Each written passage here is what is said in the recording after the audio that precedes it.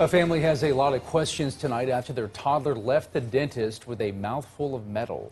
They say they did not agree to it, and it's caused their child distress. They reached out to Two on Your Side's Brittany Weiss. It all started with a trip to the dentist, who found a few cavities. The kid's family thought they'd be filled. That's not what happened. You did great.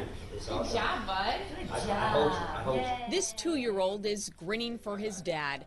He might be too young to understand what's happened, but his family is distraught. We're horrified. We don't know what to do at this point. This is that little boy's Grammy, Kimberly Bennett, and Grammy isn't happy.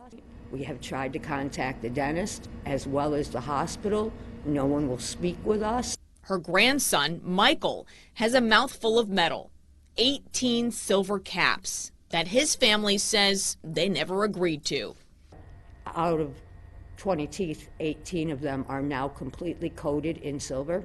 They brought Michael to New Orleans Children's Hospital earlier this month to get 4 cavities filled by Dr. Brian Fritcher, who has a practice in Hammond, but sometimes works out of the hospital.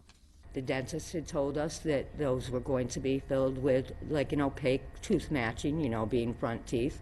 Michael was sedated. During the procedure, his mother was called. The dentist found a couple more cavities.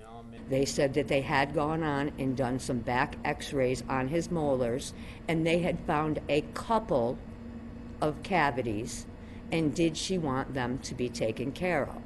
She agreed, thinking Michael would be getting 6 cavities filled. That's not what happened. His whole mouth is metal now. There are a lot of questions and a lot of concerns. We have no idea why this procedure went awry as it did and got to the point where 18 out of 20 teeth were fully encased in silver. She fears since Michael is a Medicaid patient, he was taken advantage of. I almost feel like it's a padding of the bill, that they were looking to get as much work done as possible.